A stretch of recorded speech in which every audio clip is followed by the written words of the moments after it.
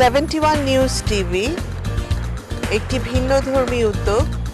Online 24 ঘন্টা ধরে television এর মাধ্যমে বিভিন্ন খবর পরিবেশনা এবং সম্প্রচারের একটি উদ্যোগ। আমি এই বিশেষ উদ্যোগকে অভিনন্দন জানাই। বাংলাদেশের প্রথম ওয়েব টিভি 71 নিউজ টিভি তাকে স্বাগত জানাচ্ছি আমাদের দেশের গণমাধ্যমের জগতে পদার্পণ করার জন্য। 71 অনলাইন নিউজ টিভি আত্মপ্রকাশ করতে যাচ্ছে। আমি অবশ্যই এর সফলতা কামনা করি এবং আমি মনে করি যে যথাসময়ে যথাযোগ্য পদক্ষেপটা নিয়েছে। দলমত নির্বিশেষে সকলের কাছে যেন এটি একটি গ্রহণযোগ্য গণমাধ্যম হিসেবে স্বীকৃতি লাভ করে। আমি 71 নিউজ টিভির সাফল্য কামনা করছি। এমন একটা সময়ে বসবাস করি যেই সময়টাকে ডিজিটাল যুগ বলা হয়, আরেক অর্থে বলা হয় এটা ইন্টারনেটের যুগ। এবং খুব সঙ্গত কারণেই ডিজিটাল যুগে সব কিছু ডিজিটাল হবে, ইন্টারনেটের সভ্যতার সব কিছু ইন্টারনেট নির্ভর হবে, এটাই স্বাভাবিক। এটি অত্যন্ত আনন্দের বিষয় যে 71 টিভি নিউজ ইন্টারনেট নির্ভর একটি গণমাধ্যমে পরিণত হচ্ছে। 71 টিভি নিউজ যে প্রতিষ্ঠাটি গ্রহণ করেছে, নিঃসন্দেহে এটি আমাদেরকে ইন্টারনেট সভ্যতায় প্রথম পা ফেলতে সহায়তা করছে। আমি প্রত্যাশা করব যে এই গণমাধ্যমটি যেন সফলতার সাথে তার যাত্রা শুরু করতে পারে এবং এই যাত্রা অব্যাহতভাবে সারা পৃথিবীর বাংলা ভাষাভাষী মানুষদের জন্য যেন অবদান রাখতে পারে।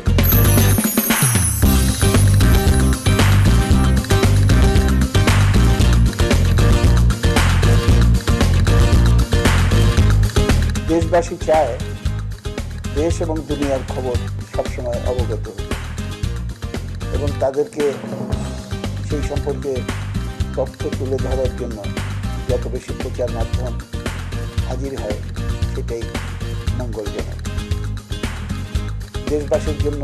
সেই কারণেই আজকে খুবই আনন্দের একটা খবর হলো যে 71 নিউজ চ্যানেল অনলাইনে নতুন করে জনসাধারণের সামনে দেশ বিদেশের খবরাখবর তুলে ধরার জন্য আয়োজন করেছে। আমি তাদের অগ্রযাত্রার সাফল্য কামনা করি। 71 নিউজ টিভিকে অভিনন্দন। আশা করি সময় উপযোগী সংবাদ পরিবেশন করবেন এবং সংবাদগুলি গণমুখী হবে। আমি রাফাত, বাংলাদেশের প্রথম এইচডি ইন্টারনেট চ্যানেল 71 নিউজ টিভিকে শুভেচ্ছা জানাচ্ছি আমি গানের দলের পক্ষ থেকে। আমি হামিদ আহমেদ ফ্রম মাইল। 71 নিউজ টিভিকে যাত্রার শুরুতেই আমার অভিনন্দন। 71 অনলাইন নিউজ টেলিভিশন খুব শীঘ্রই এটি উদ্বোধন হতে যাচ্ছে। আমি এর শুভকামনা করি। 71 নিউজ টিভি নামে একটি অনলাইন চ্যানেল শিবির চালু হচ্ছে। তো আমি আশা করব এই টিভি চ্যানেল আমাদের যে প্রত্যাশা সেটা পূরণ করবে। এই নতুন টিভি চ্যানেলের শুভকামনা করছি।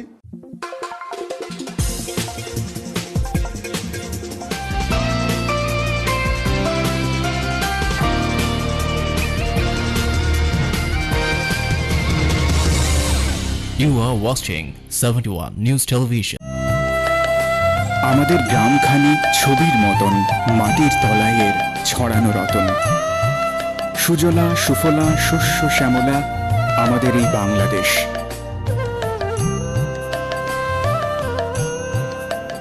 বৈচিত্র্যময় বাংলাদেশের সংস্কৃতি, এই নকশা, এই ফুল, এই পাখি, এসব আমাদের ঐতিহ্য।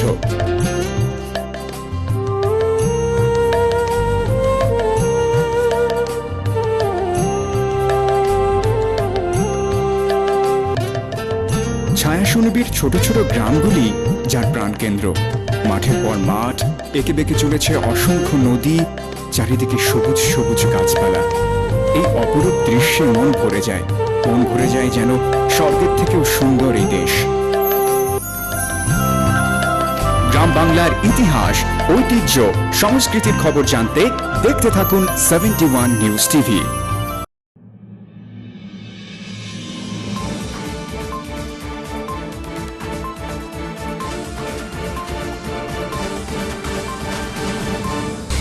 You are watching 71 News Television. বর্তমান সরকার চিকিৎসা সেবা মানুষের দোরগোড়ায় পৌঁছে দেওয়ার জোর প্রচেষ্টা চালালেও বিশেষজ্ঞ চিকিৎসক, নার্স সংকট সহ প্রয়োজনীয় জনবলের অভাবে খুঁড়িয়ে খুঁড়িয়ে চলছে সরকারের ঘোষিত দুর্গম উপজেলার স্বাস্থ্যসেবা। তা শুধু নাবি 50 শয্যার নাসিরনগর উপজেলা স্বাস্থ্য কমপ্লেক্স।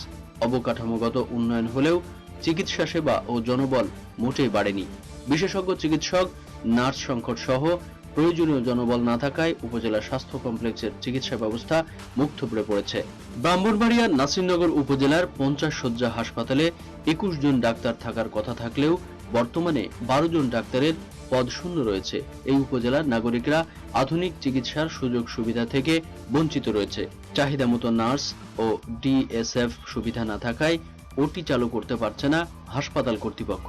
ফলে স্বাস্থ্য সেবার মান ধরে রাখা সম্ভব হচ্ছে না। প্রায় 4 লাখ জনসংখ্যা অধ্যুষিত নাসিরনগর জনপদে উপজেলা স্বাস্থ্য কমপ্লেক্স সহ ইউনিয়ন পর্যায়ে 1টি পল্লী স্বাস্থ্য কেন্দ্র, 3টি উপস্বাস্থ্য কেন্দ্র ও 8টি ইউনিয়ন স্বাস্থ্য ও পরিবার কল্যাণ কেন্দ্র রয়েছে।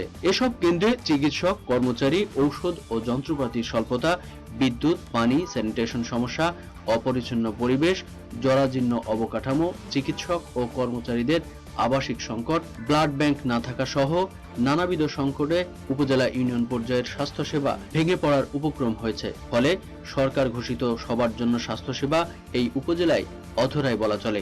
আর এখানে দুর্গম 4টি ইউনিয়ন সহ দূর দূরান্ত থেকে চিকিৎসা সেবা নিতে এসে অসহনীয় দুর্ভোগের শিকার হচ্ছে রোগীরা। এখানে এসে বিশেষজ্ঞ ডাক্তার না পেয়ে চিকিৎসার জন্য জেলা সদরের হাসপাতালে চলে যান। বিশেষ করে গর্ভবতী মহিলাদের সিজারিয়ান করা জরুরি হয়ে পড়লেও বিশেষজ্ঞ ডাক্তার না থাকায় তাদের কষ্টের সীমা থাকে না। হাসপাতালের জরুরি বিভাগে ডাক্তারের পরিবর্তে চিকিৎসা দিচ্ছে হাসপাতালের পিয়ন আর ওয়ার্ড বয়রা। ব্যান্ডেজ, সেলাই সহ বিভিন্ন অস্ত্রোপচার পিয়ন, ওয়ার্ড বয় ও ঝাড়ুদাররা করে থাকেন। ফলে সবসময় রোগীরা মৃত্যুর ঝুঁকির আশঙ্কায় থাকে। বর্তমানে উপজেলা কমপ্লেক্সের 21 জন ডাক্তারের স্থলে রয়েছে মাত্র 9 জন ডাক্তার। 50 শয্যা হাসপাতাল হিসেবে খাদ্য বরাদ্দ পাওয়া গেলেও চাহিদা মোতাবেক ঔষধপত্র সহ চিকিৎসক, নার্স ও জনবল পোস্টিং দেওয়া হচ্ছে। অথচ এই হাসপাতালে প্রায় সব সময় ইনডোরে 60-70 জন রোগী ভর্তি থাকে এবং আউটডোরে 200 থেকে 300 রোগী চিকিৎসা নিতে আসে। বিশেষ করে গাইনি কোনো ডাক্তার না থাকায় মহিলা রোগীদের চরম দুর্ভোগ পোহাতে হচ্ছে। এখানে অপারেশন থিয়েটার স্থাপন করা হলেও আজ পর্যন্ত কোনো বিশেষজ্ঞ ডাক্তার নিয়োগ দেওয়া হয়নি। এ কারণে অপারেশন থিয়েটারে স্থাপিত কোটি টাকার যন্ত্রপাতি অযত্ন অব্যবহৃত অবস্থায় পড়ে থাকায় যন্ত্রপাতিগুলো নষ্ট হয়ে যাচ্ছে। এখানে ভর্তিকৃত প্রায় সব রোগীকেই প্রয়োজনীয় ঔষধপত্র বাইরে থেকে কিনতে হয়। উপজেলার 13টি ইউনিয়নে 1টি পল্লী স্বাস্থ্যকেন্দ্র, 3টি উপস্বাস্থ্য কেন্দ্র ও পরিবার পরিকল্পনা অধিদপ্তরের অধীনে 4টি ইউনিয়ন স্বাস্থ্য ও পরিবার কল্যাণ কেন্দ্র রয়েছে। এগুলোতেও অনেক পদ শূন্য রয়েছে। একমাত্র গুনিয়া ও পল্লী স্বাস্থ্য কেন্দ্রের অবস্থা জরাজীর্ণ। 2 জন ডাক্তারের পদ থাকলেও 1 জন রয়েছে, তিনিও নিয়মিত কর্মস্থলে থাকেন না। 4 জন সেবিকার পদ থাকলেও 1 জন সেবিকাও নেই। ওয়ার্ডের দায়িত্ব পালনকারী senior staff nurse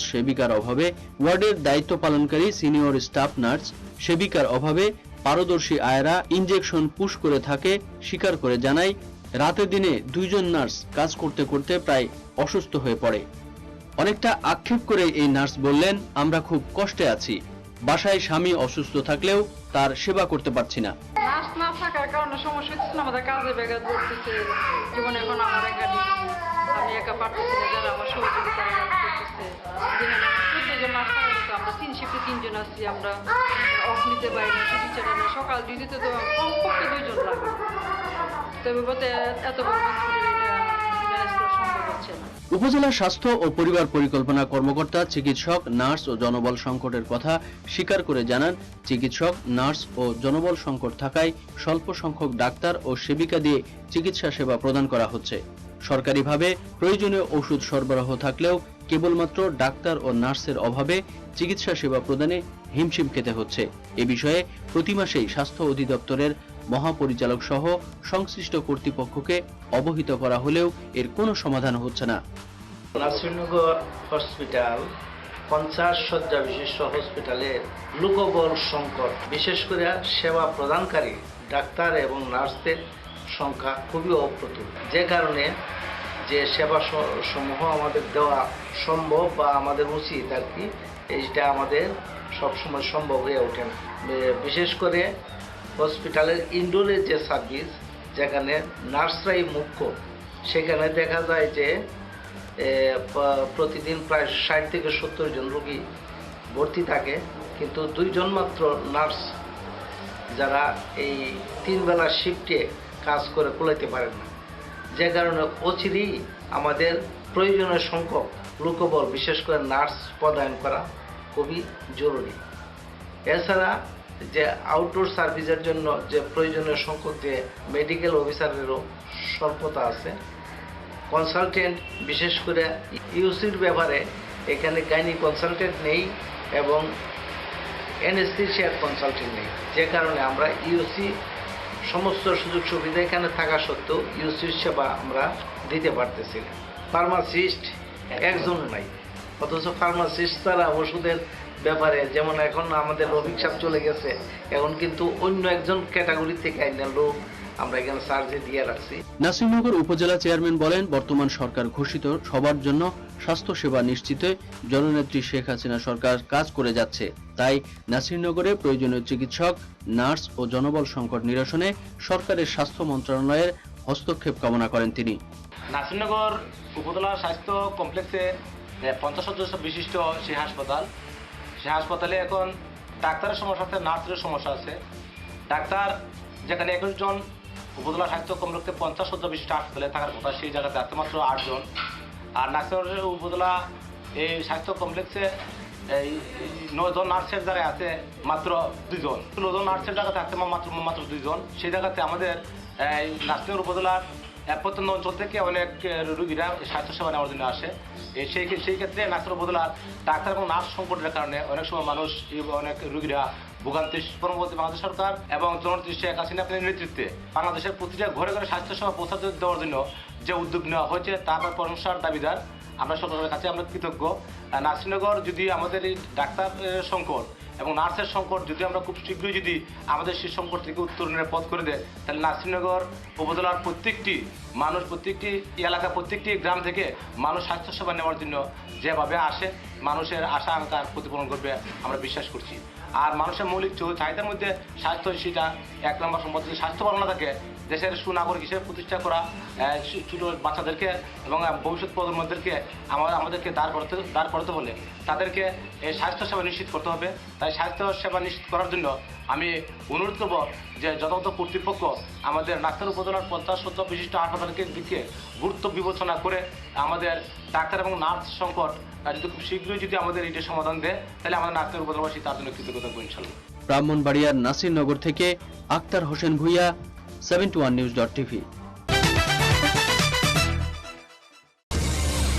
You are watching 71 News Television. হাত বাড়ালেই মাদক। নরসিংদী শহর সহ গ্রাম অঞ্চলে ছড়িয়ে পড়ছে ইয়াবা, ফেন্সিডিল ও গাঁজা সহ বিভিন্ন মাদকদ্রব্য। আর এসব সেবন করে স্কুল কলেজ পড়ুয়া ছেলেমেয়ে সহ যুব সমাজ বিপদগামী হয়ে পড়ছে। মাদকের হাত থেকে তাদেরকে রক্ষা করতে পারছে না অভিভাবকরা।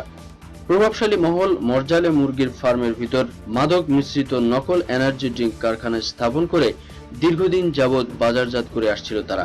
মাদকদ্রব্য কর্মকর্তার নকল এনার্জি ড্রিঙ্কস কারখানার অভিযান চালিয়ে কর্মচারীদের গ্রেপ্তার করলেও এখনো মালিকদের গ্রেপ্তার করতে পারেনি তারা। এলাকাবাসীর দাবি, যারা এই ঘৃণ্য কাজের সাথে জড়িত তাদেরকে অবিলম্বে গ্রেপ্তার করা হোক। প্রশাসন মাদক সেবী ও বিক্রেতাদের বিরুদ্ধে আইনগত ব্যবস্থা নিলেও নিয়ন্ত্রণে আনতে পারছে না তারা। পুলিশ সুপার আমিনা বেগম ও মাদক নিয়ন্ত্রণ কর্মকর্তা জানান, যুব সমাজকে রক্ষার জন্য নরসিংদীকে মাদকমুক্ত ঘোষণা করতে হবে, কাউকে ছাড় দেওয়া যাবে না। মাদক সেবী ও বিক্রেতাদের বিরুদ্ধে আইনগত ব্যবস্থা গ্রহণ করা হবে। মুরগি ফার্মের ভিতর অত্যন্ত কৌশলে গোপনে এই ধরনের মাদকের ব্যবসা চালাই যেতেছে। তো আমি চাই এই এনার্জি ড্রিঙ্কস এবং হর্স ফিলিংস যেন যে জায়গায় বাজারজাত করা হয়েছে সেগুলি প্রশাসনের লোকেরা তুলে এবং যারা এই জন্য দায়ী তাদের শাস্তিমূলক ব্যবস্থা করে। আতঙ্কের মধ্যে দিয়ে তড়িঘড়ি অপারেশনটা শেষ করি এবং ঘটনাস্থলে পৌঁছার পরে 3 জন ব্যক্তি গ্রেপ্তারের পর আমরা পুলিশকে খবর দিই। পুলিশ তখন একটা জরুরি কাজের দায়িত্বে ছিল, তারা আমাদেরকে বলে যে আপনারা যাতে 5 মিনিট সময় আছে, আপনারা দ্রুত ঘটনাস্থলে 5 মিনিটের মধ্যে ত্যাগ করেন, নতুবা আপনাদের জীবন সংশয় হবে। কিন্তু এখানে মাদকের প্রসার অনেক বেশি, এখানে লোকজনের হাতে টাকা পয়সা আছে, এখানে মাদকের প্রসার বেশি। অনেকেই চায়, অনেক পরিবার ভুক্তভোগী, তারা তাদের সন্তানকে কোথায় চিকিৎসা করবে সেটাও জানে। নরসিংদী থেকে শফিকুল ইসলাম, 71news.tv। অধিক ফলন ও দাম ভালো পাওয়ায় ঠাকুরগাঁয়ের সিম চাষিদের মুখে হাসি ফুটেছে। সিম বিক্রি করে আমন ধানের ক্ষতি পুষিয়ে নিচ্ছে তারা। ধান, গম ও পাট আবাদে উৎপাদন খরচ না ওঠায় প্রতি বছর লোকসান গুনছে ঠাকুরগাঁয়ের কৃষক। তাই সবজি চাষে ঝুঁকেছে অনেক কৃষক। ঠাকুরগাঁও সদর উপজেলার খামার, ভোপলা, বাগেরহাট ও হাটপুকুর, পীরগঞ্জ উপজেলার শিমুলবাড়ি ও চাঁদগাঁও গ্রামের শতাধিক কৃষক সিম চাষে কাঙ্ক্ষিত সাফল্য পেয়েছেন। নিবিড় পরিচর্যা ও উন্নত জাতের বীজ বপন করে অধিক ফলন পাচ্ছেন তারা। জেলার হাট বাজারগুলোতে প্রতি কেজি সিম বিক্রি করছে 25 থেকে 30 টাকা দরে। এতে উৎপাদিত খরচ উঠিয়ে লাভের মুখ দেখছে তারা। অন্যান্য ফসলের থেকে ধানের থেকে সিমের আবাদ করলে সংসার চলে, দাম যদি থাকে তো সংসার ভালো চলে।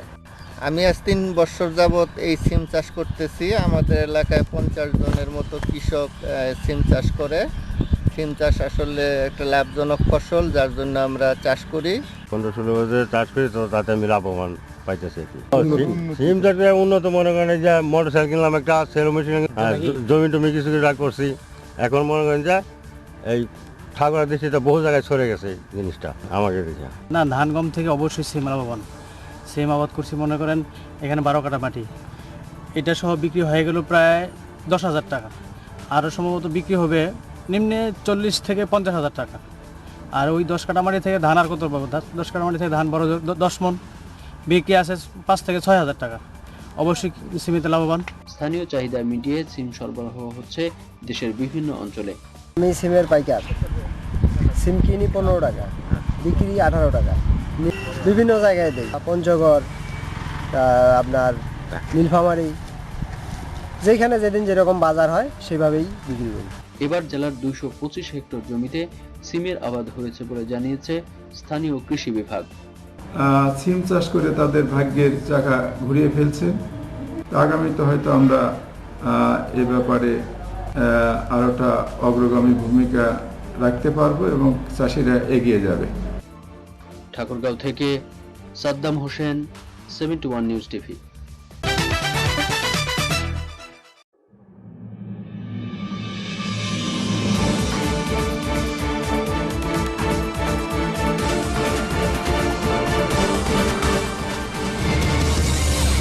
You are watching 71news television. উন্নত বিশ্বে ভেড়ার মাংসের ব্যাপক চাহিদা রয়েছে। অন্যান্য প্রাণীজ মাংসের চেয়ে ভেড়ার মাংস অধিক পুষ্টিগুণ সম্পন্ন।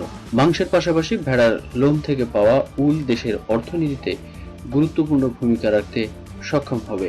ভেড়া পালন করা তুলনামূলক সহজ। বাংলাদেশেও ভেড়ার চাহিদা দিন দিন বাড়ছে। বাংলাদেশের প্রাণী সম্পদ অধিদপ্তরের সমাজভিত্তিক ও বাণিজ্যিক খামারে দেশি ভেড়ার উন্নয়ন ও সংরক্ষণ শীর্ষক প্রকল্পের আওতায় বাগেরহাটের ফকিরহাটে নির্মিত হচ্ছে ডেমনস্ট্রেশন ভেড়ার খামার।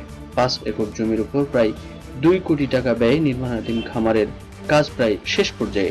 অল্প সময়ের মধ্যে এর আনুষ্ঠানিক উদ্বোধন করা হবে। এবছরের প্রথম দিকে শুরু হওয়া খামারের কাজে এখন পর্যন্ত একটি অফিস ভবন, একটি গুদাম, একটি খাদ্য গুদাম, একটি বাচ্চা ভেড়ার শেড ও 2টি বাড়ন্ত ভেড়ার শেড নির্মিত হয়েছে। এছাড়া প্রকল্পের অধীনে ভেড়া চাষের উন্নয়নের লক্ষ্যে 40 জন ভেড়া চাষীদের প্রশিক্ষণ দেওয়া হয়েছে। ভেড়ার চিকিৎসা, আবাসন, পরিচর্যা ইত্যাদি বিষয়ে প্রশিক্ষণ পেয়ে চাষিরা খামার সম্প্রসারণে উদ্বুদ্ধ হচ্ছে। বাগেরহাটের এই ভেড়ার খামারটি চালু হলে এই অঞ্চলের ভেড়া চাষিরা হাতে কলমে প্রশিক্ষণ নিয়ে চাষ সম্প্রসারণ ঘটিয়ে দেশের সামগ্রিক অর্থনীতিতে গুরুত্বপূর্ণ ভূমিকা রাখবে বলে আশা করছেন সংশ্লিষ্টরা। ভেড়ার ফার্ম থেকে ট্রেনিং নেওয়ার পরে আমি ভেড়ার চাষ করি। প্রশিক্ষণ নেওয়ার পরে আমার কয়েকটা গাভী আছে, তারপরে আমি ভেড়া পালন করি। অন্তত আমি 5টা 6টা ভেড়া নিয়ে শুরু করি। এখন আমার 12-14টা ভেড়া আছে। আর এই 2 বছরে আমি অন্তত 15-20টা ভেড়া বিক্রি করেছি। 4,000, 5,000, 4,500, 3,500 এমন করে একটা ভেড়া বিক্রি করি। বাড়িতে 7টা ভেড়া আছে। আর বাগেরহাট ভেড়া ট্রেনিং দিতে আসছি, পালন করার জন্য কি সুবিধা অসুবিধা আছে সেইগুলো শেখার জন্য, ভেড়া পালনের জন্য আমি সেই জায়গায় শিক্ষা নিতে আসছি। জায়গায় ট্রেনিং নিতে আসছি। আমার বাড়ি 3টে ভেড়া আছে। আমি ভেড়া পালনের জন্য এই জায়গায় জানা বা বিষয় ভালোভাবে চামার জন্য এদিকে ট্রেনিং নিতে। আমাদের বাগেরহাটে খামারের পক্ষ থেকে, ভেড়ার খামারের পক্ষ থেকে এখন পর্যন্ত যারা ভেড়া খামারি আছে তাদেরকে প্রায় 40 জন খামারিকে প্রশিক্ষণ দিয়েছি। তারা প্রশিক্ষণ নিয়ে কিভাবে ভেড়া পালন করতে হয়, কিভাবে ভেড়ার বাসস্থান ঠিক করতে হয়, চিকিৎসা দিতে হয়, এসব তাদেরকে প্রশিক্ষণ দেওয়ার ফলে তারা এখন ভেড়ার খামারে উদ্বুদ্ধ হয়ে খামারে ভেড়া বৃদ্ধি করতেছে। তাদের দেখা দেখি যাতে আরো ভেড়া আশেপাশের তাদের প্রতিবেশী ভেড়া পালনে উদ্বুদ্ধ হয়, এর জন্য আমরা কাজ করে যাচ্ছি। বাগেরহাট জেলাতে একটি ভেড়ার খামার নির্মাণ হতে যাচ্ছে, কাজ প্রায় শেষের দিকে। এইটা 5 একর জায়গার প্রতিষ্ঠিত হচ্ছে। মূলত এই ভেড়া উন্নয়ন ও প্রদর্শনী খামারটি অত্র এলাকার ভেড়া পালনকারীদের সরজমিনে দেখে তারা এই সম্পর্কে সরকারি এই খামার থেকে প্রশিক্ষণ নিয়ে তাদের ভেড়ার উন্নয়ন করতে পারবেন, এইটা হলো উদ্দেশ্য। আর তাছাড়া সরকার দেখেছেন যে ভেড়ার অনেক গুণাগুণ, ছাগল গরুর মাংস থেকে এর গুণ অনেক, সে কথা চিন্তা করে এটা উন্নয়ন ঘটাতে চাচ্ছেন সরকার। বাগেরহাট থেকে Tanvir Sohel, 71news.tv। You are watching 71 News Television. সুন্দরবনের কোলঘেঁষে সাতক্ষীরার মুন্সিগঞ্জে গড়ে তোলা আছে ইকো ট্যুরিজম সেন্টার। এখান থেকে নিরাপদে সুন্দরবনের সৌন্দর্য উপভোগ করতে পারবেন পর্যটকরা। ফলে পর্যটন শিল্পে বাড়বে গতি, পরিবর্তন আসবে স্থানীয় জীবন জীবিকায়। সুন্দরবনের সৌন্দর্য জীববৈচিত্র্য দর্শন পর্যটন টানতে সাতক্ষীরার মুন্সিগঞ্জে সরকারি বেসরকারি যৌথ উদ্যোগে গড়ে তোলা হচ্ছে ইকো ট্যুরিজম কেন্দ্র। সুন্দরবনের পাশে খোলপিড়া নদীর তীরে প্রায় 250 বিঘা জমির ওপর প্রতিষ্ঠিত হচ্ছে এই কেন্দ্র। এখানকার সুউচ্চ টাওয়ার থেকে পর্যটকরা উপভোগ করতে পারবেন বিশ্বের একমাত্র ম্যানগ্রোভ সুন্দরবনের অপূর্ব সৌন্দর্য। কংক্রিট জঞ্জাল নয়, একেবারে প্রগতির ছোঁয়ায় রাত কাটানোর জন্য এরই মধ্যে গড়ে তোলা হয়েছে ইকো হোটেল। মাছ ধরার জন্য ফিশিং জোনের পাশাপাশি থাকছে সংগ্রহশালা, রেস্টুরেন্ট ও বিভিন্ন গাছের সমারোহ। এছাড়া বনের ভিতরে খালে চলাচলের জন্য থাকছে solar boat. Eco tourism base organisation হিসাবে আমরা যেভাবে কাজ করতেছি, সরকার যেভাবে সহযোগিতা করতেছে, এইটা যদি আরও বেশি প্রসারিত হয় তাহলে এই অঞ্চলে অনেক মানুষের কর্মসংস্থান বাড়বে, সুন্দরবনের উপর ডিপেন্ডেন্ট কমে যাবে। পর্যটন কেন্দ্রের কাজ শেষ হলে দেশের পর্যটন শিল্পের যেমন গতি বাড়বে, তেমনই স্থানীয় বনজীবীদের জীবিকা আসবে পরিবর্তন। এই সেন্টারে এসে আমরা বহুত লোক এখানে কর্মসংস্থায় যে আমরা স্থানীয় হয়েছি এবং কাজকাম করছি। এটা সুবিধা হলে সবাই গরিব গরিব মানুষ কাজকাম করে এখানে খেতে পারবে। সুন্দরবনে পর্যটনকে আরও বিকশিত করতে ভবিষ্যতে আরও উদ্যোগ নেওয়ার কথা বললেন এই কর্মকর্তা। যেখানে আমাদের পরিকল্পনা রয়েছে যে আমরা ওই এলাকাতে, অর্থাৎ মুন্সিগঞ্জ বুড়িগোয়ালিনী ওই এলাকাতে আমরা কিছু মোটেল অথবা আবাসনের ব্যবস্থা করার চেষ্টা আমরা সরকারি পর্যায়ে করছি। আমরা এই বিষয়ে একটি প্রস্তাবও প্রেরণ করেছি সরকারের কাছে। সাতক্ষীরা থেকে কাজী জাহিদ আহমেদ, 71news.tv। গ্রাম বাংলার ইতিহাস, ঐতিহ্য, সংস্কৃতির খবর জানতে দেখতে থাকুন 71 নিউজ টিভি।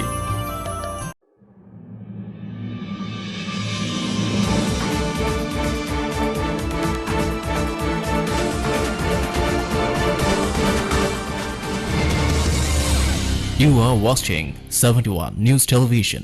ভারত উপমহাদেশ ব্রিটিশ শাসন ও তার পরবর্তী 1947 সালে দেশ বিভক্ত হওয়ার পর সিলেটের গোয়াইনঘাটের সীমান্তে জনপদ সংখ্যালঘু খাসিয়া সম্প্রদায় স্থায়ীভাবে বসবাস করেন জাফলংগে পাহাড়ের সংলগ্ন সমতল ভূমিতে। কোন এক সময় পান চাষ করে আত্মনির্ভরশীল হয়েছিল এই জনগোষ্ঠী। সংগ্রামপুঞ্জি, প্রতাপপুরপুঞ্জি, লামাপুঞ্জি, নকশিয়াপুঞ্জি, জুনতার মোকামপুঞ্জির পাহাড়ি ভূমিতে ব্যাপক আকারে পান চাষ করে খাসিয়া পরিবারগুলো। খাসিয়ারা মূলত খ্রিস্টান ধর্মাবলম্বী। এদের বেশিরভাগ লোক জুম চাষ করে জীবিকা নির্বাহ করে। এই সম্প্রদায়ের লোকজন মূলত মাতৃতান্ত্রিক পরিবারভুক্ত।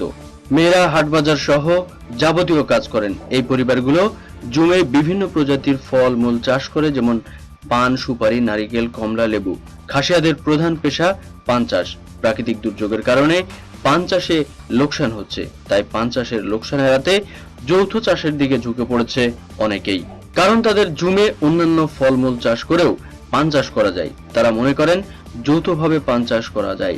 এ ব্যাপারে খাসিয়া সম্প্রদায়ের প্রধান বানিয়া লামিন জানান, পান চাষ খাসিয়াদের প্রধান পেশা ছিল, কিন্তু বর্তমানে আর নেই। প্রলয়ঙ্কারী বন্যা, অনাবৃষ্টি, অতিবৃষ্টির কারণে পানির গাছ মরে যাচ্ছে। তবে উপজেলা কৃষি সম্প্রসারণ অধিদপ্তরের সহযোগিতা পেলে এখনো পান চাষ করে আত্মনির্ভরশীল হওয়া সম্ভব, এমনটাই মনে করেন সংশ্লিষ্টরা। সিলেট জৈন্তাপুর থেকে SM রাজু, 71news.tv।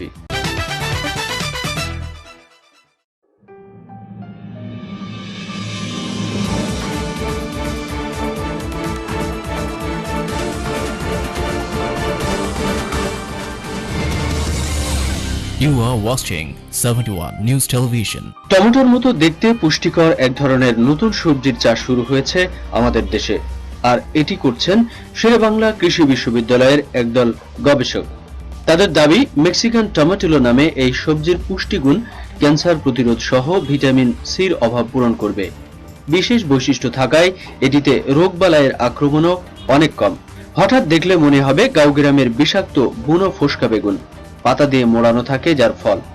কিন্তু এটি বিষাক্ত কিংবা বুনো নয়, খোসা ছাড়ানো হলে মনে হবে টমেটো, তবে এর স্বাদ টমেটোর থেকে কিছুটা ভিন্ন আর ওজনও বেশি। প্রোটিন, ভিটামিন সি আর ক্যারোটিন সমৃদ্ধ এই ফসল মানব দেহে যেমন পুষ্টি যোগাবে, তেমনি ক্যান্সার প্রতিরোধক হিসেবেও কাজ করতে পারে এই মেক্সিকান টমেটো। টমেটো রান্নার পাশাপাশি কাঁচা কিংবা পাকাও খাওয়া যায়। মেক্সিকোতে জনপ্রিয় এই টমেটো বাংলাদেশের মাটিতে চাষযোগ্য করার চেষ্টায় বেশ সফল হয়েছেন এই গবেষকরা। বিশেষ বৈশিষ্ট্য থাকায় এটিতে পোকামাকড় ও রোগবালাইয়ের আক্রমণও কম হয়। দেশের মাটিতেই টমেটোর ফলন হবে হেক্টর প্রতি প্রায় 50 টন।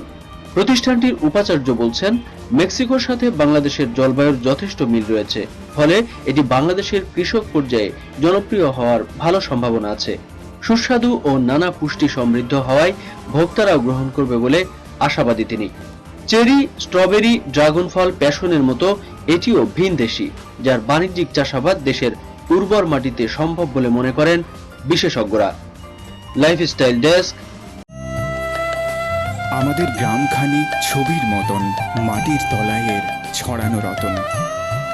সুজলা সুফলা শস্য শ্যামলা আমাদের এই বাংলাদেশ।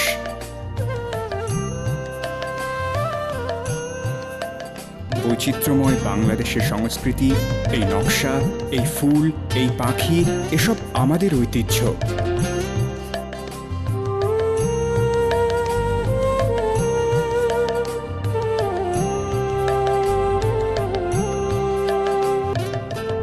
ছায়া সুনিবিড় ছোট ছোট গ্রামগুলি যার প্রাণকেন্দ্র। মাঠের পর মাঠ, এঁকে বেঁকে চলেছে অসংখ্য নদী, চারিদিকে সবুজ সবুজ গাছপালা। এই অপরূপ দৃশ্যে মন ভরে যায় যেন স্বর্গের থেকেও সুন্দর এই দেশ। গ্রাম বাংলার ইতিহাস, ঐতিহ্য, সংস্কৃতির খবর জানতে দেখতে থাকুন 71 নিউজ টিভি।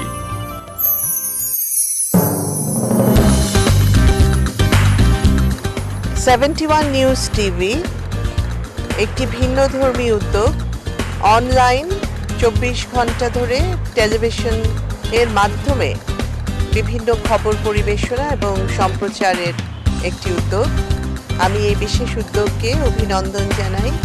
বাংলাদেশের প্রথম ওয়েব টিভি 71 নিউজ টিভি তাকে স্বাগত জানাচ্ছি আমাদের দেশের গণমাধ্যমের জগতে পদার্পণ করার জন্য।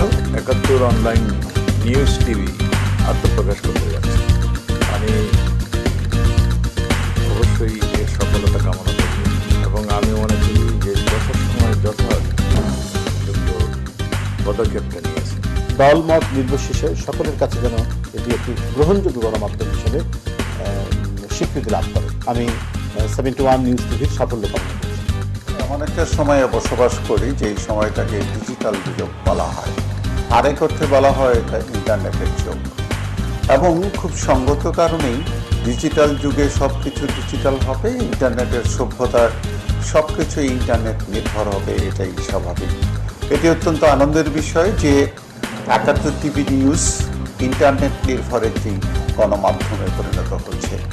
71 টিভি নিউজ যে প্রচেষ্টাটি গ্রহণ করেছে, নিঃসন্দেহে এটি আমাদেরকে ইন্টারনেট সভ্যতায় প্রথম পা ফেলতে সহায়তা করছে। আমি প্রত্যাশা করব যে এই গণমাধ্যমটি যেন সফলতার সাথে তার যাত্রা শুরু করতে পারে এবং এই যাত্রা অব্যাহতভাবে সারা পৃথিবীর বাংলা ভাষাভাষী মানুষদের জন্য যেন অবদান রাখতে পারে।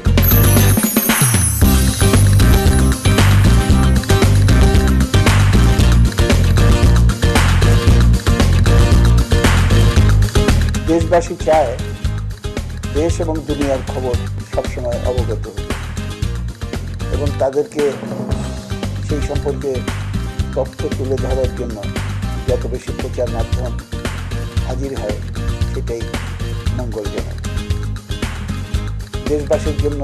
সেই কারণেই আজকে খুবই আনন্দের একটা খবর হলো যে 71 নিউজ চ্যানেল অনলাইনে নতুন করে জনসাধারণের সামনে দেশ বিদেশের খবরাখবর তুলে ধরার জন্য আয়োজন করেছে। আমি তাদের অগ্রযাত্রার সাফল্য কামনা করি। 71 নিউজ টিভিকে অভিনন্দন। আশা করি সময় উপযোগী সংবাদ পরিবেশন করবেন এবং সংবাদগুলি গণমুখী হবে। আমি রাফাত, বাংলাদেশের প্রথম এইচডি ইন্টারনেট চ্যানেল 71 নিউজ টিভিকে শুভেচ্ছা জানাচ্ছি আমি গানের দলের পক্ষ থেকে। আমি হামিদ আহমেদ ফ্রম মাইল। 71 নিউজ টিভিকে যাত্রার শুরুতেই আমার অভিনন্দন। 71 অনলাইন নিউজ টেলিভিশন খুব শীঘ্রই এটি উদ্বোধন হতে যাচ্ছে, আমি এর শুভকামনা করি। 71 নিউজ টিভি নামে একটি অনলাইন চ্যানেল শিবির চালু হচ্ছে। তো আমি আশা করব এই টিভি চ্যানেল আমাদের যে প্রত্যাশা সেটা পূরণ করবে। এই নতুন টিভি চ্যানেলের শুভকামনা করছি।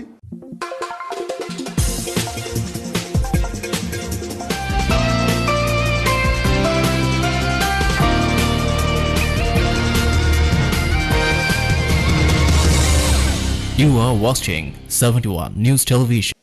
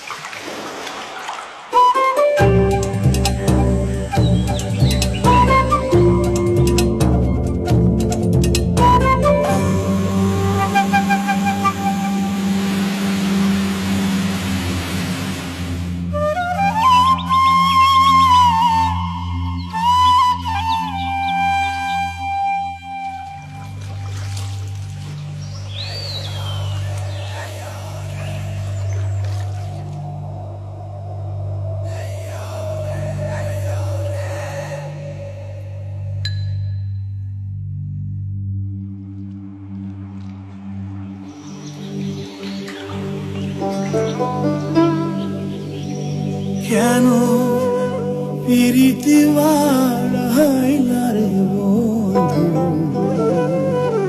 ছেড়ে যাইবা যদি Come again. Thousand more rivers are waiting for you. Vote হলো বাংলাদেশের মানুষের কাছে স্বপ্ন আর আকাঙ্ক্ষার উৎসব। নির্বাচনের সময় প্রার্থীদের কতই না প্রতিশ্রুতি, আর চোখে পরিবর্তনের স্বপ্ন জাগে সাধারণ জনগণের। কিন্তু নির্বাচনের পরে কতটুকু বাস্তবায়ন ঘটে সেসব প্রতিশ্রুতির? রাজনৈতিক দলগুলো কত কথাই না বলেছে দেশের গণতন্ত্র রক্ষায়, কিন্তু গণতন্ত্র নিয়ে সত্যিই কি কথা বলেছেন তারা? নেতাকর্মীদের কতটুকু জবাবদিহিতার সুযোগ রয়েছে দলগুলোর মধ্যে? প্রাপ্তি অপ্রাপ্তির সব খবর তুলে আনবো আপনাদের সামনে, ঘরে অথবা বাহিরে, কম্পিউটার অথবা মোবাইলে।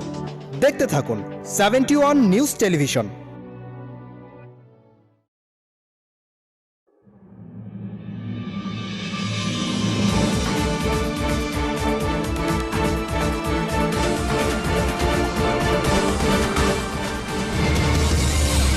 You are watching 71 News Television. লোকবল, অপ্রতুল বরাদ্দ ও অব্যবস্থাপনার কারণে স্বাস্থ্যসেবা থেকে বঞ্চিত হচ্ছে টেকনাফবাসী।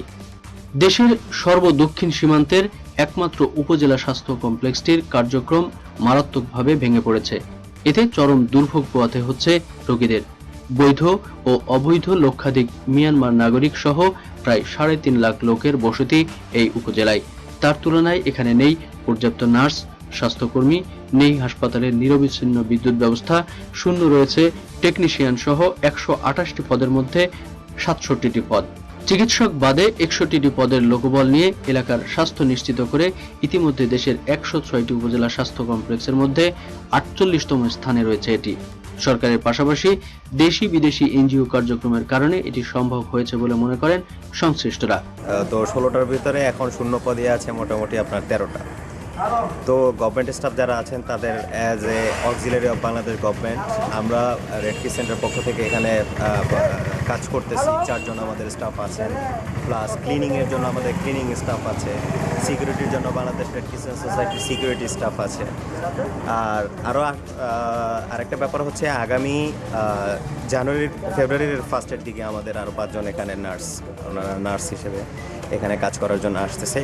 50 শয্যা বিশিষ্ট হাসপাতালটির দ্বিতীয়, তৃতীয়, চতুর্থ শ্রেণীর 128টি পদের মধ্যে লোকবল রয়েছে মাত্র 61টি।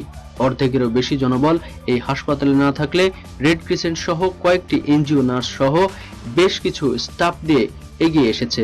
এর ফলে সরকার 2015 সালে সারা দেশের বাছাইকৃত 106টি ভালো উপজেলা স্বাস্থ্য কমপ্লেক্সের মধ্যে টেকনাফ হাসপাতালটি 48তম ভালো মানের বলে স্বীকৃতি দিয়েছে। সবচেয়ে বেশি ডায়রিয়া হয় প্রত্যেকদিন। হ্যাঁ আগে আরো ছিল সকালে, এখন আর ছুটি হয়ে গেছে। মানে ডাক্তার সকালে আসে 10টার দিকে, ওরা দেখে যায়, তারপর বিকেল কারণ নার্সাপুর আসে ওরা দেখে, সমস্যা হলে ওরা আসে, তারপর মাসিরা আসে দেখার জন্য। অথচ নানা সমস্যার মধ্যে হাসপাতালের ভর্তিকৃত রোগীদের দুর্ভোগের সীমা নেই। বিছানাপত্র, ঔষধ ও বিশুদ্ধ পানির তীব্র সংকট বিরাজ করছে। যেসব বিছানা, চাদর, বালিশ ও মশারি রয়েছে তাও ময়লাযুক্ত। ডায়রিয়া সহ বিভিন্ন রোগের পর্যাপ্ত ঔষধপত্রের রয়েছে তীব্র সংকট। এছাড়া নিম্নমানের খাবার পরিবেশন করারও অভিযোগ রয়েছে। খেলার ব্যথা হয়ে যায়, আড্ডির মাঝে বলে আঘাটে জানতে সারা করা ইনিয়া তাদের কসবাজার দিতে হয়, কসবাজারে যেতে ডাক্তার কোনো সেবা নাই। অনেক মানুষ যার অবহেলার কারণে কোনো নার্স, ডাক্তার কোনো সাইডে নয়। দীর্ঘদিন ধরে জেনারেটর নষ্ট থাকার ফলে বিদ্যুৎ চলে গেলে হাসপাতালে ভুতুড়ে পরিবেশ সৃষ্টি হয়। স্বাস্থ্যসেবা নিশ্চিত করতে একটি অত্যাধুনিক এক্স-রে মেশিন স্থাপিত হলেও দীর্ঘ কয়েক বছর যাবৎ বিকল অবস্থায় রয়েছে। হাসপাতালের গুরুত্বপূর্ণ ডাক্তারের পদ শূন্য থাকায় রোগীর চাপ সামলাতে না পেরে মেডিকেল অ্যাসিস্ট্যান্ট দিয়ে বিভাগ সহ বিভিন্ন বিভাগে চিকিৎসা সেবা কার্যক্রম চালানো হচ্ছে। স্থানীয়ভাবে স্বাস্থ্য সেবা থেকে বঞ্চিত হয়ে অনেকেই উপজেলা সদরে এসে ভিড় করেন। 10টা বাজে আসলে আজ 10টা বাজে মানে স্লাইন দিয়ে পায়খানা করলে আবার দেখা করতে হয়ে ডাক্তার রাইত 9টা বাজে একবার আসি সেই প্রচার করে দিয়ে আমাদের কি হবে না আমি এটা আল্লাহ তুলে মানছি এটা হলো পরিবর্তন তো দেখানো যায় গাজর উঠে তো দিনের খেনে গম খেনে আবার উঠে এনে ঘর থাকে বলি ডাক্তারের আসছিল এর দূরে জারি করে কিন্তু এখানেও পর্যাপ্ত পরিমাণে চিকিৎসক না থাকায় যথাযথভাবে চিকিৎসা সেবা পাচ্ছে না। টেকনাফবাসী অনতিবিলম্বে উপজেলা স্বাস্থ্য কমপ্লেক্সের শূন্য পদে ডাক্তার, জেনারেটর মেরামত সহ এক্স-রে মেশিন সচল এবং প্রয়োজনীয় আসবাবপত্র ও ঔষধ সরবরাহের জন্য সংশ্লিষ্ট কর্তৃপক্ষের নিকট জোর দাবি জানিয়েছেন। 15 সালের স্বাস্থ্য মন্ত্রণালয়ের র্যাঙ্কিংকৃত 106টি উপজেলা হাসপাতালের মধ্যে টেকনাফ হাসপাতাল 48তম স্থান অধিকার করছে। হাসপাতালের বিভিন্ন ক্যাটাগরিতে এটাকে বাছাই করা হয়েছে। তো আমাদের কিছু সীমাবদ্ধতা সত্ত্বেও আমরা এই গৌরব অর্জন করছি আমরা সম্মিলিত প্রচেষ্টার মাধ্যমে। আমি মনে করি এই প্রত্যন্ত সীমান্ত অঞ্চলে 2.5 লাখের অধিক জনগণ, তার সাথে রেজিস্টার্ড এবং আনরেজিস্টার্ড রোহিঙ্গা অধ্যুষিত এই এলাকার মধ্যে যদি আমাদের এই 50 শয্যা বিশিষ্ট হাসপাতালের শূন্যপদগুলো, মঞ্জুরিকৃত শূন্যপদগুলো পূরণ করে দেওয়া হয়, অ্যাম্বুলেন্সে রোগী বহনের জন্য যে অ্যাম্বুলেন্স, এটার কিছু ফুয়েলের কিছু বাকি অর্থগুলো এগুলো যদি সঠিক সময়মতো পরিশোধ করা যায়, এখানকার নিরবচ্ছিন্ন বিদ্যুৎ সরবরাহের যে ব্যবস্থাটা, ফুয়েলের মাধ্যমে জেনারেটরের ফুয়েলের জন্য প্রয়োজন যেটা, এগুলো যদি পূরণ করা যায়, ভবিষ্যতে আমরা আরও বেশি স্বাস্থ্যসেবাকে পরিপূর্ণভাবে মানুষের জন্য অর্জনটা ধরে রাখতে পারবো, এটাই আমার বিশ্বাস। কক্সবাজার থেকে Javed Iqbal Chowdhury, 71 news. You are watching 71 News Television. Meherpur জেলার গাংনী উপজেলা স্বাস্থ্য কমপ্লেক্স এখন নিজেই অসুস্থ। 31 শয্যা বিশিষ্ট কমপ্লেক্সটিতে ডাক্তার নেই, ওষুধ নেই, জেনারেটর নাই, অ্যাম্বুলেন্সের জ্বালানি নাই, উপযুক্ত বিল্ডিং নাই। হাজারো নায়ের মধ্য দিয়ে জরাজীর্ণ অবস্থায় চলছে এই কমপ্লেক্সের কার্যক্রম। আওয়ামী লীগ সরকার ক্ষমতায় এসে প্রধানমন্ত্রী শেখ হাসিনা চিকিৎসা সেবা সকলের দোরগোড়ায় পৌঁছে দিতে অনেক টাকা মূল্যের একটি জেনারেটর দিয়েছিলেন। জ্বালানি তেলের অভাবে সেটিকে যাবজ্জীবন কারাদণ্ডে দণ্ডিত করে তালাবদ্ধ করে রাখা হয়েছে। এ পর্যন্ত তাকে ছুঁয়েও দেখেনি কর্মরত electrician Sarwar Hossain. 50 mm X-ray মেশিনটি অকেজো করে রাখা হয়েছে ইচ্ছে করেই। কমপ্লেক্সটি শুরু থেকে এ পর্যন্ত এক্স-রে অপারেটর ইসরাইল হোসেন প্যান্টের পকেটে হাত ঢুকিয়েই বেতন নিচ্ছেন মাসের পর মাস। রোগীরা আসলেই বলা হয় মেশিনটি নষ্ট, ক্লিনিকে যান। পড়ে থাকতে থাকতে মেশিনটি আজ অকেজো। 13 জন মেডিকেল অফিসার থাকার কথা থাকলেও আছেন মাত্র 3 জন। ডেপুটেশনে আছেন 5 জন। 6 জন কনসালটেন্ট থাকার কথা থাকলেও আছেন মাত্র 1 জন। তবুও মেহেরপুর জেনারেল হাসপাতালের ডেপুটেশনে 2012 সালে 31 থেকে 50 শয্যায় উন্নীত করা হলেও আছে তা শুধু খাতা কলমেই। এ পর্যন্ত কোনো কার্যক্রম চালু হয়নি। ইপিআই কক্ষটির ছাদ খসে খসে পড়ছে।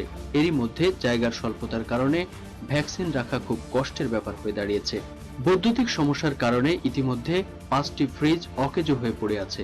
অপারেশন থিয়েটারটি রয়েছে তালাবদ্ধ। এই উপজেলায় দরিদ্রদের জন্য ডিএসএফ চালু আছে ঠিকই, কিন্তু চিকিৎসা নিতে যেতে হয় স্থানীয় ক্লিনিকে। একজন গাইনি কনসালটেন্ট থাকার কথা থাকলেও নেই। ফলে অনেক প্রসূতি মায়ের অকাল মৃত্যুর ঘটনাও ঘটে মাঝে মাঝে। রোগীদের পাশাপাশি বেডে শুয়ে থাকে সুস্থ বিড়াল। যে টলিতে ওষুধ থাকার কথা সে টলিটি দখলে নিয়েছে বিড়াল। উপজেলাবাসী চিকিৎসা সেবা থেকে সম্পূর্ণরূপে বঞ্চিত হচ্ছে বলে স্থানীয়দের অভিযোগ। এসএম মারুফ হাসান এই কমপ্লেক্সে টিএইচএ হিসেবে দায়িত্ব গ্রহণের পর থেকেই চিকিৎসা সেবার বেহাল দশা শুরু হয়েছে। তিনি নিজে একজন কর্মকর্তা হয়েও মাসের পর মাস বিভিন্ন অজুহাতে ছুটি কাটান। চিকিৎসার মান নিয়ে তিনি ক্যামেরার সামনে দাঁড়াতে একেবারেই নারাজ। তবে সব ঠিক আছে বলে দাবি করেন তিনি। এসবের সত্যতা স্বীকার করে মন্তব্য করেন অফিস প্রধান আসাদুল ইসলাম লিটন। সবসময় ক্যাপসুলটি হয়ে থাকে। এই প্রতিষ্ঠানের আরএমও ডাক্তার মোহাম্মদ খোকন রেজা সমস্যার কথা নিজেই বর্ণনা দিলেন 71 নিউজ টিভির ক্যামেরার সামনে। উপজেলা স্বাস্থ্য কমপ্লেক্স দীর্ঘদিন যাবৎ বেশ কিছু সমস্যা এখানে বিদ্যমান। ইতিপূর্বে আমরা বহুবার চেষ্টা করেছি, বহুবার আমরা তৎপরতা চালিয়েছি উপর মহলের সঙ্গে এই হাসপাতালের রক্ষণাবেক্ষণের সংস্কারের। মেহেরপুর থেকে আক্তারুজ্জামান, 71 নিউজ টিভি। গ্রাম বাংলার ইতিহাস, ঐতিহ্য, সংস্কৃতির খবর জানতে দেখতে থাকুন 71 news TV. You are watching 71 News Television. কিসমিস আমাদের কাছে বেশ পরিচিত। কিসমিস আমরা সাধারণত রান্নার কাজেই বেশি ব্যবহার করে থাকি। এমনিতে খাওয়া হয় অনেক কম, তবে অনেকের কাছেই এটি খুব প্রিয়। কিসমিস খাওয়া আমাদের স্বাস্থ্যের জন্য অত্যন্ত উপকারী। নানা ধরনের শারীরিক সমস্যা থেকে মুক্তি দিতে পারে প্রতিদিন কিসমিস খাওয়ার অভ্যাস। তবে ডায়াবেটিস রোগীদের ক্ষেত্রে কিসমিস থেকে দূরে থাকাই ভালো। আজ আপনাদের জানাবো কিসমিসের উপকারের নানা দিক। মস্তিষ্কের কর্মক্ষমতায় কিসমিস। কিসমিসে রয়েছে বোরন, যা মস্তিষ্কের কর্মক্ষমতা বৃদ্ধিতে সহায়তা করে। বোরন মনোযোগ বৃদ্ধিতে বিশেষভাবে কার্যকরী একটি উপাদান। মাত্র 100 গ্রাম কিসমিস থেকে প্রায় 2.2 মিলিগ্রাম বোরন পাওয়া সম্ভব। উচ্চ রক্তচাপ নিয়ন্ত্রণে কিসমিস। কিসমিসের পটাশিয়াম উচ্চ রক্তচাপের সমস্যা নিয়ন্ত্রণে রাখতে সাহায্য করে এবং অতিরিক্ত সোডিয়াম রক্ত থেকে দূর করে উচ্চ রক্তচাপের সমস্যা প্রতিরোধ করে। কোলেস্টেরলের সমস্যায় কিসমিস। কিসমিসে খারাপ কোলেস্টেরল রয়েছে 0%।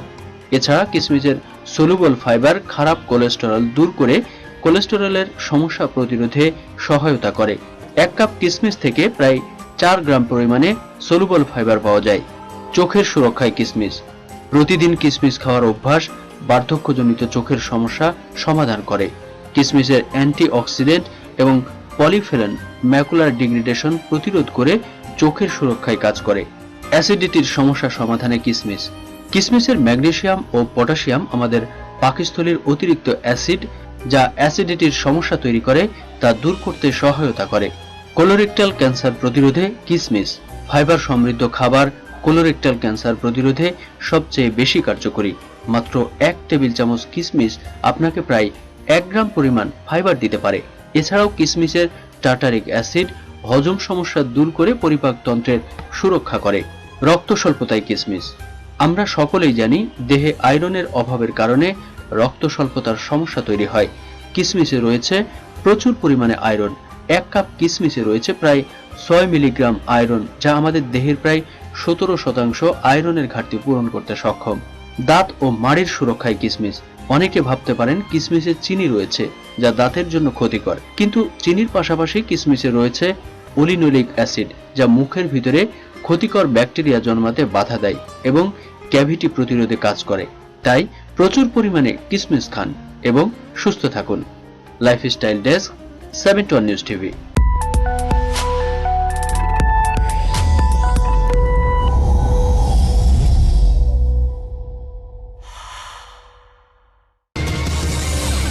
You are watching 71 দিনাজপুরের News প্রান্তিক Television. পর্যায়ের ন্যায্য মূল্য পাচ্ছে না দুগ্ধ উৎপাদনকারীরা। ন্যায্য মূল্য না পেয়ে তারা হতাশ হয়ে উঠেছেন। তবে দুধ প্রক্রিয়াজাতকরণ প্ল্যান্ট তৈরি ও সুষ্ঠু বিতরণ ব্যবস্থা করা হলে পুষ্টির ভারসাম্যের সাথে সাথে ন্যায্য মূল্য নিশ্চিত হবে বলে তাগিদ দিলেন বিশেষজ্ঞরা। দিনাজপুরের বিরল উপজেলার প্রতিনিধি সুবল রায়ের তথ্য ও ভিডিও চিত্র নিয়ে ডেস্ক রিপোর্ট।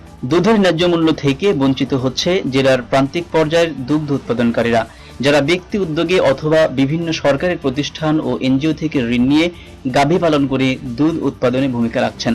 দুধ একটি আদর্শ খাবার। ক্যালসিয়াম সহ মানুষের প্রয়োজনীয় 6টি অপরিহার্য খাদ্য উপাদান দুধের মধ্যে বিদ্যমান, অথচ এই অভাব পূরণের এই উপাদানটির মূল্য একেবারেই কম। দিনাজপুরের খানসামা উপজেলার পাকের হাটে বসে বড় একটি দুধের বাজার, যেখানে প্রতিদিন কয়েকশো কৃষক দুধ বিক্রি করতে আসে, কিন্তু বাজারে দুধের দাম একেবারে কম। 1 লিটার দুধ মাত্র 30 থেকে 35 টাকায় বিক্রি হচ্ছে।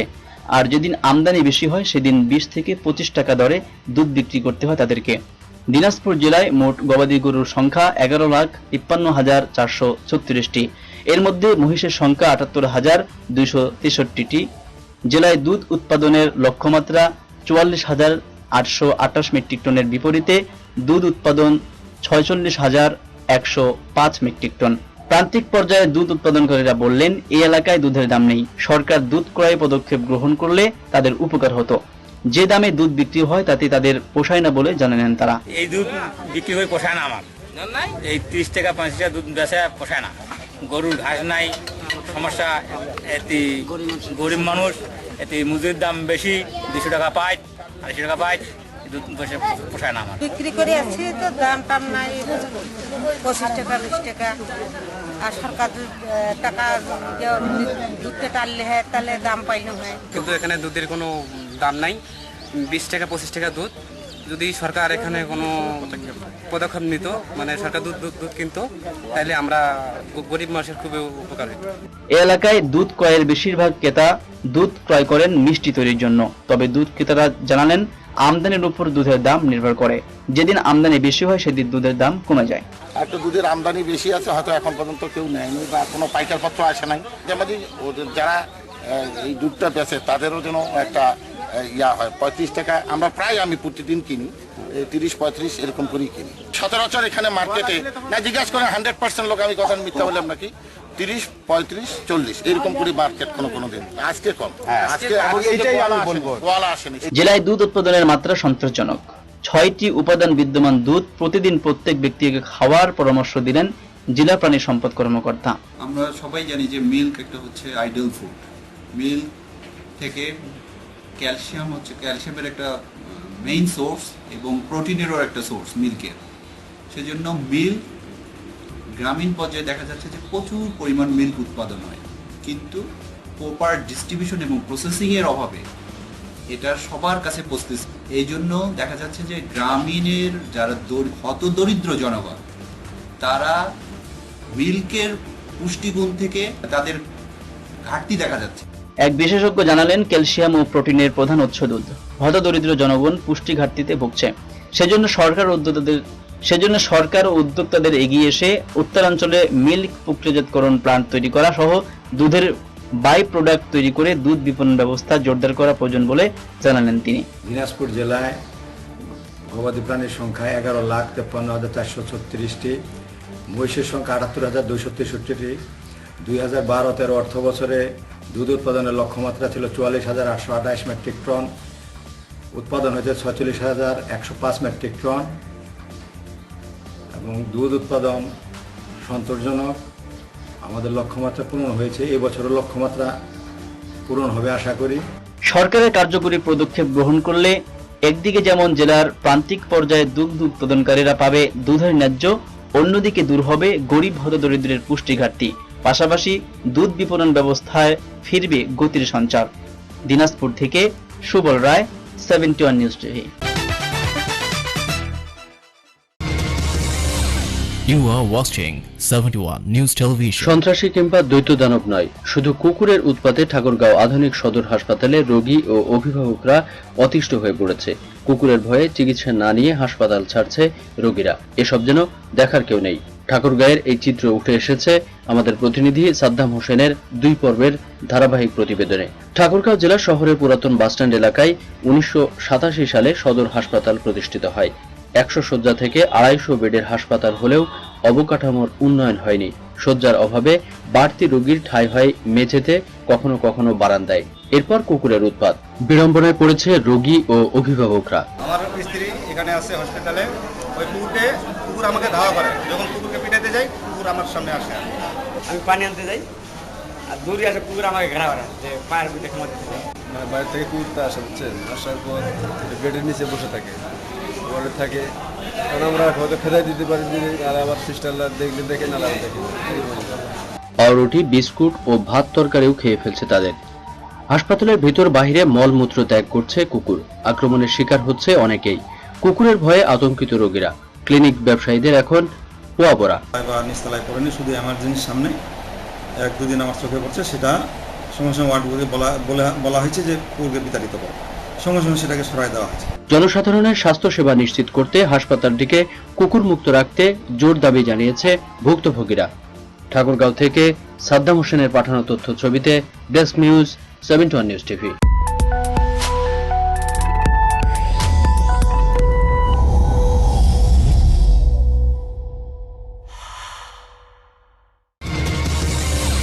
You are watching 71 News Television. একবিংশ শতাব্দীর এই ডিজিটাল বাংলাদেশে প্লাস্টিক, সিলভার, সিরামিক, স্টিল সহ অত্যাধুনিক সব শিল্পের আবির্ভাবে বিলীন হতে বসেছে ঐতিহ্যবাহী মৃৎশিল্প। একসময় বাংলার ঘরে ঘরে দেখা মিলত মাটির তৈরি তৈজসপত্র। এখনো পহেলা বৈশাখে পান্তা ইলিশের সাথে দেখা মেলে হারিয়ে যাওয়া বাংলার সেই শানকি ঘটি বাটির। পহেলা বৈশাখ মনে করিয়ে দেয় আমাদের ইতিহাস ঐতিহ্যকে। টাঙ্গাইল জেলার দেলদুয়ার পাড়ার নলখি পালপাড়া গ্রামের কয়েকশো পরিবার এখনো জীবন জীবিকার একমাত্র অবলম্বন হিসেবে ধরে রেখেছে বাপদাদার পুরনো পেশা প্রায় 200 বছরের পুরনো মৃৎশিল্পকে আঁকড়ে ধরে অনেকটা ঘুরে দাঁড়ানোর চেষ্টা করে যাচ্ছে তারা। বর্তমানে শিল্পায়নের কারণে কেউ আর মাটির তৈজসপত্র ব্যবহার না করলেও হতাশ নন এই গ্রামের মৃৎশিল্পরা। মূল পেশাকে ঠিক রেখে নতুন পরিকল্পনা নিয়ে এখনো কর্মোদ্যমে গ্রামের প্রতিটি পরিবার। ভোর থেকে পরিবারের সবাই কাজে ব্যস্ত হয়ে পড়ে। হাড়ি পাতিল সহ তারা তৈরি করছে বিভিন্ন শোপিস, ফুলদানি, ফুলের টব, মাটির তৈরি খেলনা, মাটির গহনা। হাতে গোনা কয়েকজন মহাজন স্বল্প মূল্যে এসব পণ্য কিনে বিক্রি করেন ঢাকার বিভিন্ন শোরুমে। এছাড়া অন্যান্য সকল পণ্যই ফেরি করে গ্রামে গ্রামে বিক্রি করতে দেখা যায়। তবে অন্যান্য তৈজসপত্রের তুলনায় মাটির তৈরি স্যানিটারি পার্টের বেশ চাহিদা রয়েছে, তাই এই স্যানিটারি পার্ট তারা বেশি তৈরি করেন বলে জানা যায়। প্রতিটি পার্ট 70 থেকে 80 টাকায় বিক্রি হয়।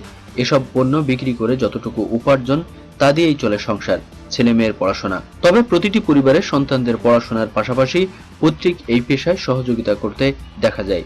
দিলদুয়ার উপজেলার শুধু নলকি পালপাড়ায় নয়, বরং দেউলি, গুমজানি, বাথুলি গ্রামেরও প্রায় কয়েকশো পরিবার এই পেশায় জড়িত। এই পেশায় জড়িত প্রতিটি কারিগরদের সাথে কথা বলে জানা যায়, ঐতিহ্যবাহী মৃৎশিল্প আজ হুমকির মুখে। তাছাড়া সরকারি বেসরকারি কোনো পৃষ্ঠপোষকতা না থাকায় অনেকটাই হতাশ মৃৎশিল্পী তথা কারিগরেরা। এই শিল্পের সাথে জড়িতরা মনে করেন সরকারি বেসরকারি উদ্যোক্তারা এগিয়ে আসলে এখনো বাংলার ঐতিহ্যবাহী এই মৃৎশিল্পকে টিকিয়ে রাখা সম্ভব। স্বাবলম্বী হয়ে শুধু দেশেই নয়, বরং অর্জন করা সম্ভব আন্তর্জাতিক মর্যাদা সহ বৈদেশিক মুদ্রা। আমি লেখাপড়া করি, এর পাশাপাশি বাড়িতে আর্থিক সহযোগিতার জন্য এই কাজটা করি, যাতে লেখাপড়া ভালোভাবে চালাতে পারি এবং পরিবার যাতে সুষ্ঠুভাবে আর্থিক স্বাবলম্বী হয়ে চলতে পারে। জন্মগত ব্যবস্থা আমাদের পূর্বপুরুষরা, আমাদের বাপে, আমার দাদা এইটাই করতো, কারণ আমরা এটাই করতে পারে, আমরা এই কুয়ার পাড়ে আমরা রক্ষা রাখি, নাহলে আমাদের বহুলার নিয়ে খুব থাকতাম আর কি। এখন মোটামুটি ডাল বাচ্চা দেখাইতে পারি এই ল্যাপটিনের পাটটা, বুঝছেন। আর সব আমাদের এই ল্যাপটিনের পাট না থাকলে আমাদের এই সিলভারে আমাদের বেশি ক্ষতি করে। আমরা কোনো সহযোগিতা পাই নাই, সরকারের কিন্তু সহযোগিতা পাইলে আমরা অনেক একটু এগিয়ে যেতাম। আমাদের মনে করেন এই জন্ম থেকে মনে করেন এই ব্যবসায় করি, এগুলা এখন চলে না। এখন মনে করে সিলভার, প্লাস্টিক এগুলা বেরোতে আমাকে এটা ডাউন দিয়ে দিছে। এখন আমাকে ব্যবসা চলবার চায় না, ইনকাম কম। পূর্বপুরুষদের কাছ থেকে জানা এবং শোনা 100-150 বছর আগের থেকেই এই পাল সম্প্রদায়ের লোকজন মৃৎশিল্প তৈরি করে নানা ধরনের খেলনা, ফুলের টপ, মূর্তি, বিভিন্ন কিছু তৈরি করে এরা দেশে বিদেশে অনেক আলোড়ন সৃষ্টি করেছে। এরা যে পরিমাণ পরিশ্রম করেও তারা তাদের নিজের ভাগ্যের পরিবর্তন তেমন একটা করতে পারেনি। আমার মনে হয় এই মেলা, খেলা এবং বিভিন্ন অনুষ্ঠানে, সাংস্কৃতিক অনুষ্ঠান, সামাজিক যে অনুষ্ঠানগুলি আছে, এর মাধ্যমে তারা তাদের যে মৃৎশিল্পগুলি বিক্রি করে, এটাই তাদের জীবন ধারণের যথেষ্ট সহায়ক নয়। তবে দেশে বিদেশে এরা পুরস্কারও এনেছে। সরকার যদি একটু এদের দিকে দৃষ্টি দেয়, তাহলে আমার মনে হয় আমাদের বাংলাদেশের এই নলকি পালপাড়ার মৃৎশিল্প দেশে বিদেশে যথেষ্ট সুনাম অর্জন করা সম্ভব এবং আমরাও তাতে স্বাবলম্বী হবে। আমাদের দেশ, আমাদের গ্রাম, আমাদের উপজেলা, আমাদের জেলা সবাই এই কৃতিত্ব নিয়ে অহংকার করতে পারবে। টাঙ্গাইলের দিলদুয়ার থেকে খালিদ হোসেন সিদ্দিকী, 71 নিউজ টিভি। আমাদের গ্রামখানি ছবির মতন মাটির তলায়ের ছড়ানো রতন। সুজলা সুফলা শস্য শ্যামলা আমাদের এই বাংলাদেশ।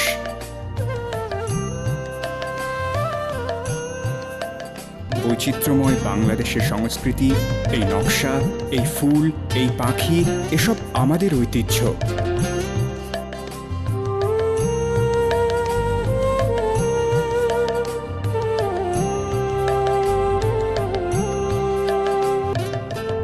ছায়া সুনিবিড় ছোট ছোট গ্রামগুলি যার প্রাণকেন্দ্র। মাঠের পর মাঠ, এঁকে বেঁকে চলেছে অসংখ্য নদী, চারিদিকে সবুজ সবুজ গাছপালা। এই অপরূপ দৃশ্যে মন ভরে যায় যেন স্বর্গের থেকেও সুন্দর এই দেশ। গ্রাম বাংলার ইতিহাস, ঐতিহ্য, সংস্কৃতির খবর জানতে দেখতে থাকুন 71 নিউজ টিভি।